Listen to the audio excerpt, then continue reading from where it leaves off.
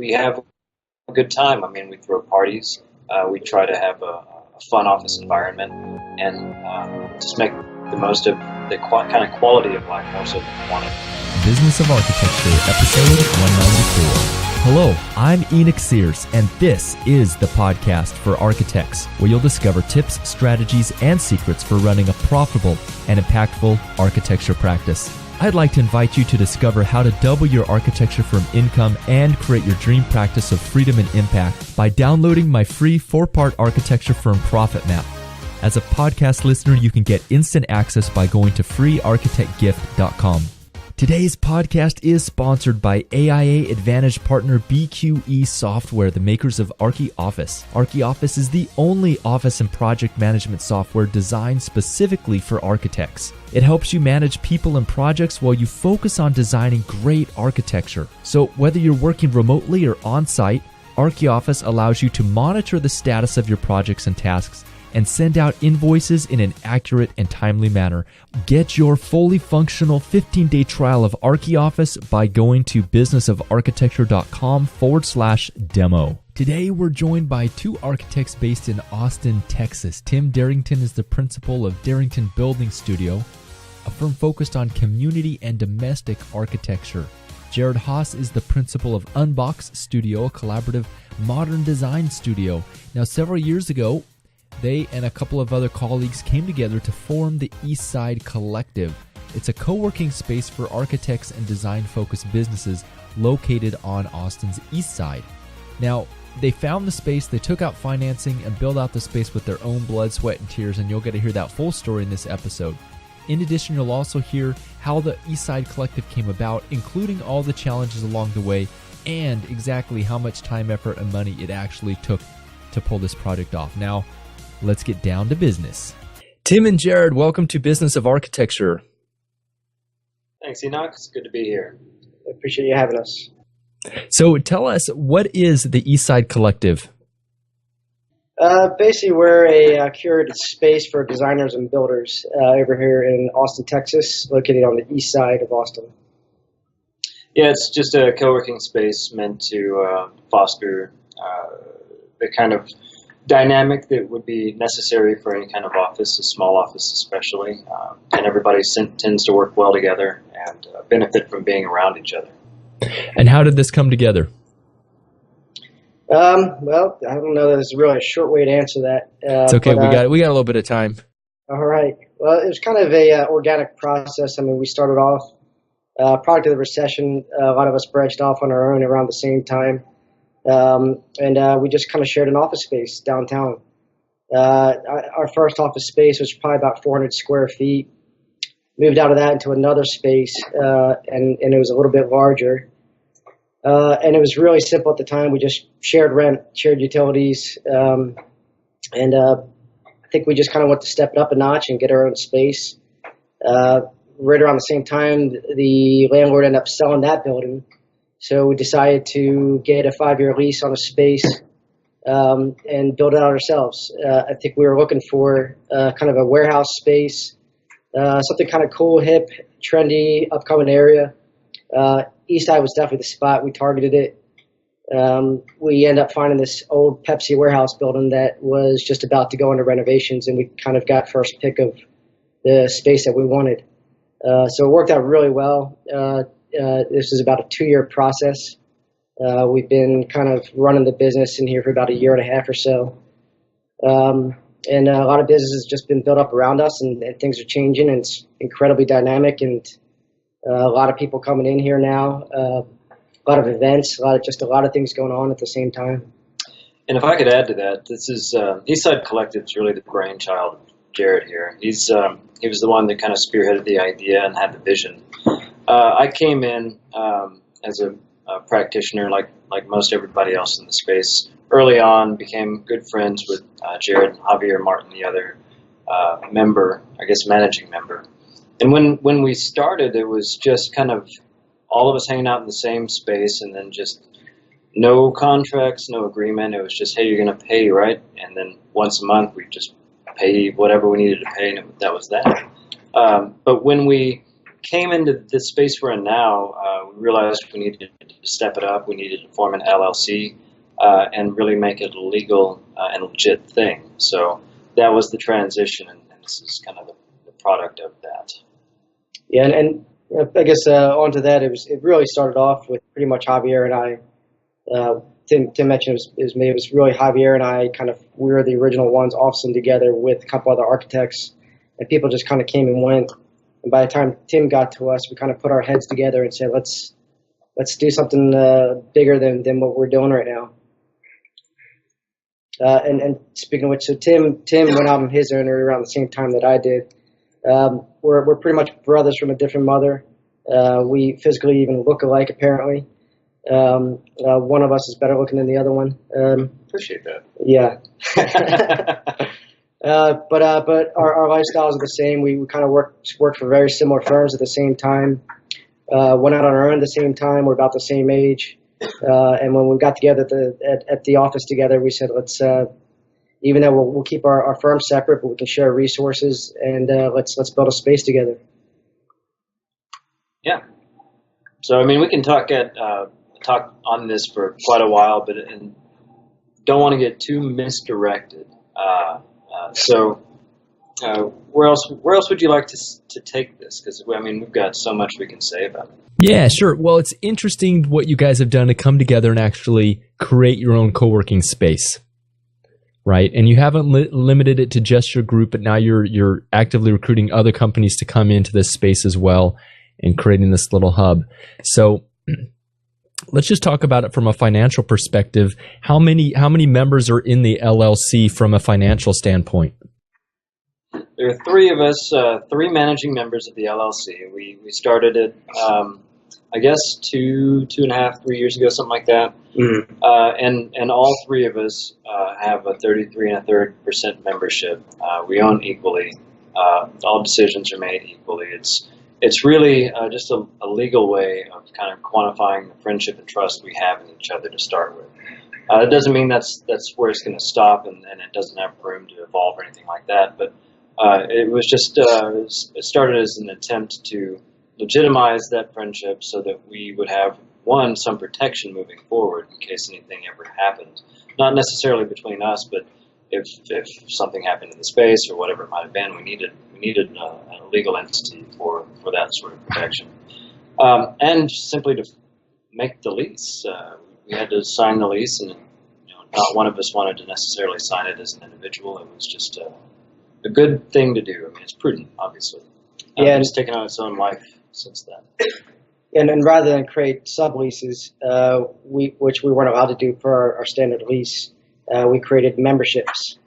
And to make it simple, we just kind of have a flat rate for anyone that just wants a desk, whether that's a company or an individual.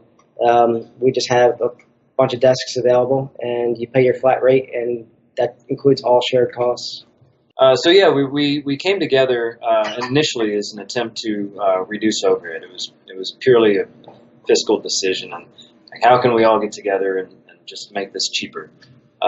So that was the founding reason. But the culture that's developed from this, from having a bunch of young and ambitious people in the same space together, learning from each other, teaching each other, and just feeding on each other's energy, has created a culture that you wouldn't get if you didn't have so many people around you coming and going and doing interesting things all the time. It's really quite nice. Yeah, and I guess on top of that, the most architects that go out on their own, or architects that are practicing, are generally one or two person firm entities, and you can't really have much of a culture with one or two people. So a lot of people join us. Typically, after they go on their own, they work from home for the first 6 months to a year. Start to realize that some of the benefits that they're missing. One, resources. Two, having a conference room in an area. And three, just interactions with people. So then, they might shop around different co-working spaces, and we're more geared towards architects, people in the industry, and that's kind of how we end up with like-minded people, and thus a culture as well.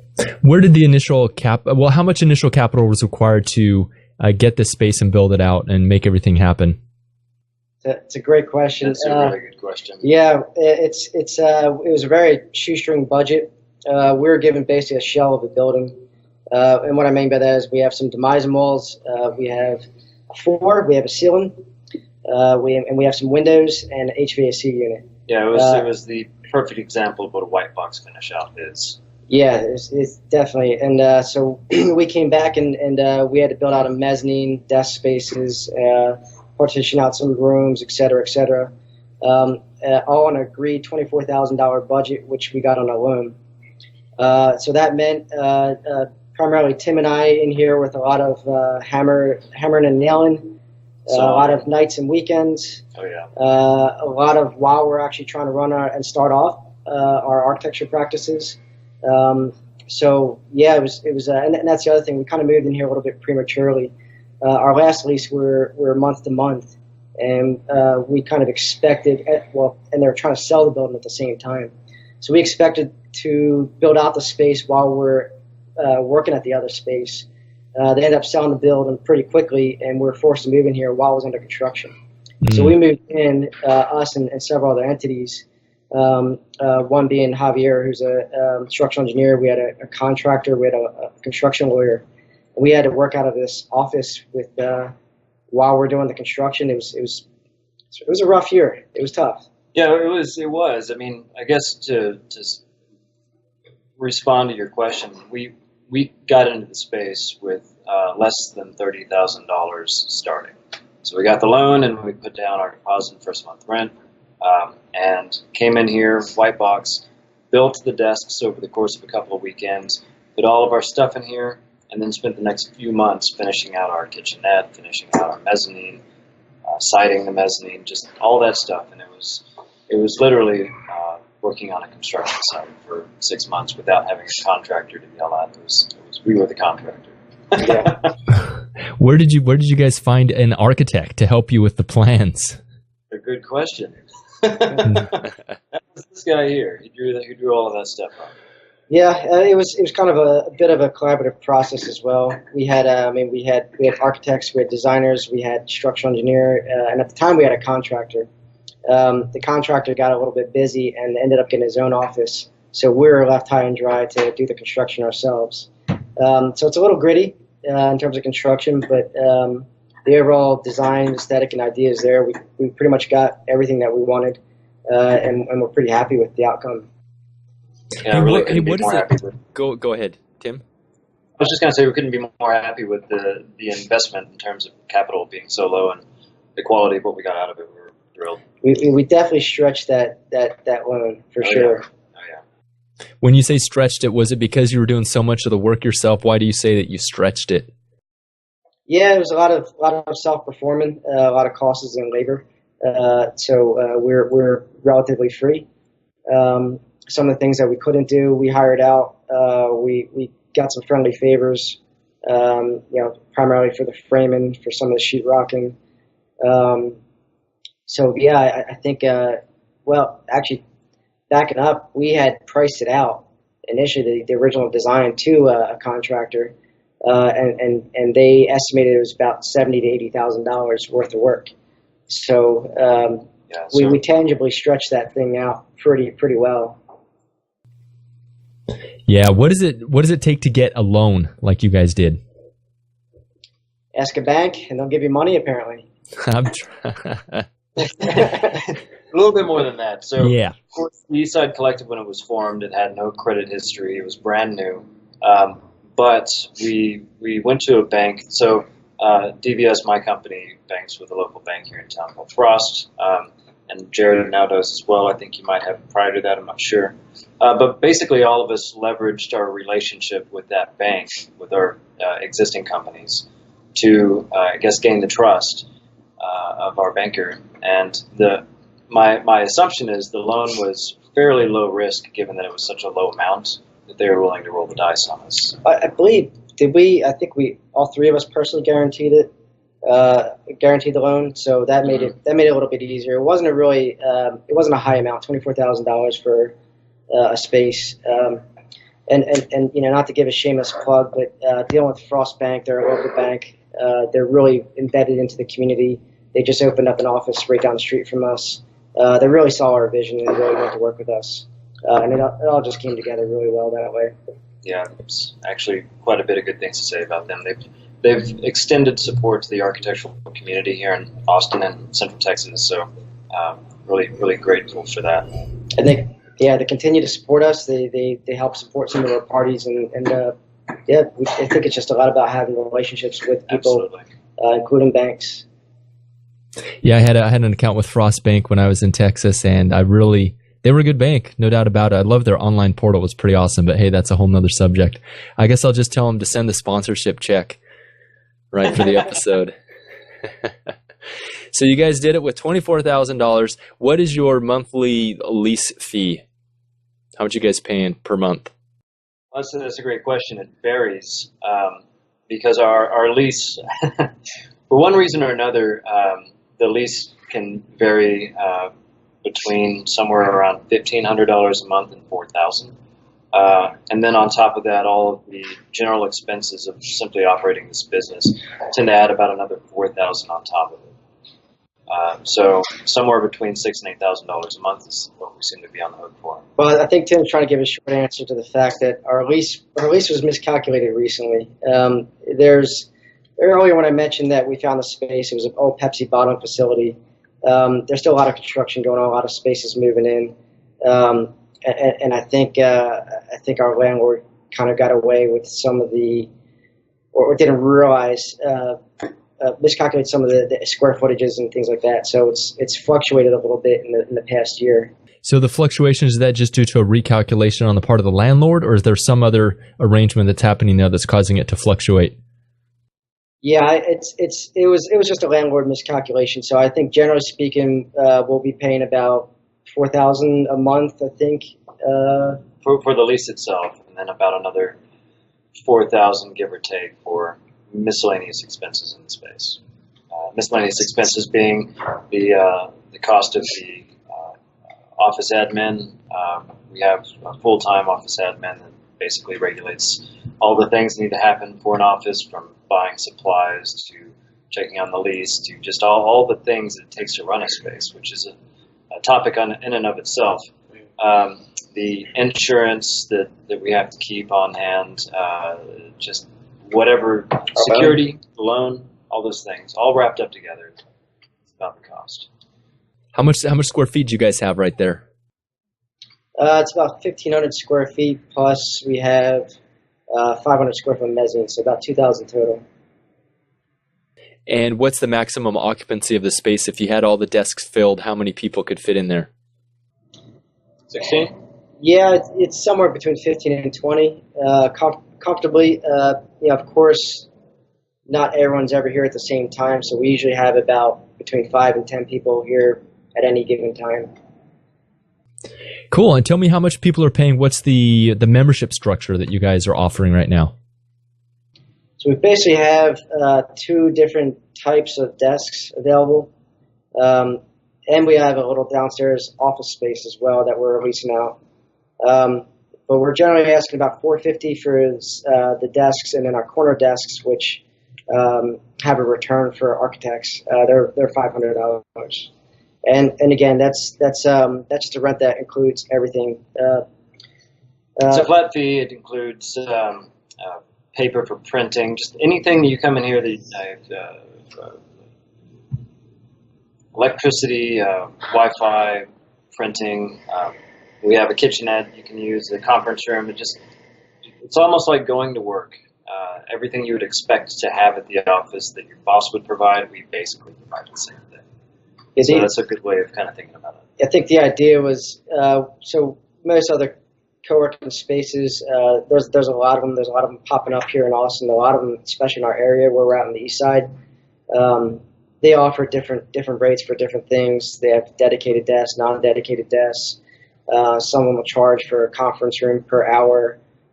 We just want to keep it simple. We made all our desk sizes all about the same when we designed it, so that way everyone everyone just shares and occupies an equal amount of space. And competitively, how does that membership fee compare with the other people around, the other co-working spaces? It's a really good question because it's not really apples to apples. Because we cater specifically towards the kind of designers and builders who tend to need to occupy a space more or less permanently. You don't just bring your laptop set up and then leave. You need screens. Typically, we like to have big screens. We need to have a place to put our stuff that we can leave. Almost like an architecture studio back in college. So our dedicated desks are all even a little bit different than the dedicated desks you'd find in other places. But on the balance, we tend to be about the same amount as another co-working space for their dedicated desk, even though it's not quite the same. Yeah, and I think the most interesting aspect of that is we actually have an official co-working space right across from us. I could actually even turn the monitor and even show you because it's right there in our shared courtyard. Yeah.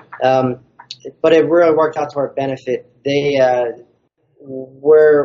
It's like Tim said, it's apples and oranges. They do offer dedicated desks. They offer office space. They're about twice the size of us. They offer different, drop-in hourly rates. So they have all the different options that we don't have. And for people that really aren't in the industry, sometimes we just direct them over there, and that might be the best fit for them. Okay.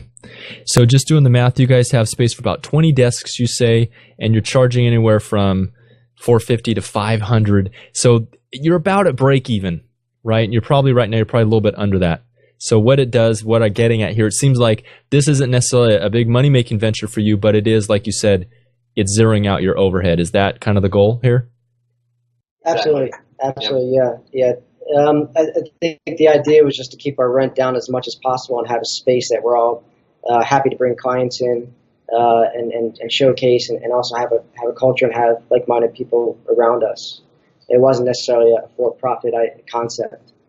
Right, and it's important. I mean, given that this is the Business of Architecture podcast, it's important to note that one of the realizations we had relatively early on was if this was going to be a business in and of itself, it would require a lot of dedication that would take our focus away from our firms, which is what we're primarily dedicated to as individuals. So we made that decision pretty early on to just say, all right, this could be something, but we don't want to put our energy towards that. So we'll just make it a rent share opportunity for all of us and, capitalize on the fact that we don't pay as much as we probably should on the balance, all of us. And we have a good time. I mean, we throw parties. We try to have a fun office environment and just make the most of the kind of quality of life more so than we want it. And that is a wrap. Thank you for listening today. If you're looking for more time, freedom, impact, and income as an architect, get instant access to my free 4-part architect profit map by visiting freearchitectgift.com.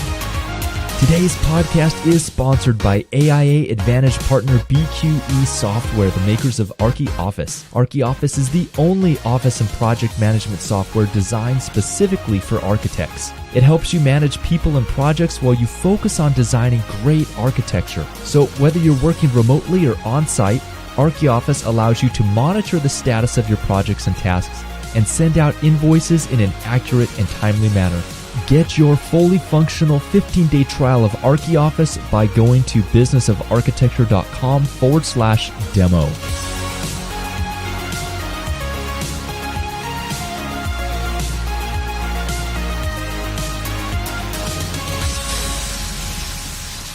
The views expressed on the show by my guests do not represent those of the host, and I make no representation, promise, guarantee, pledge, warranty, contract, bond, or commitment except to help you conquer the world.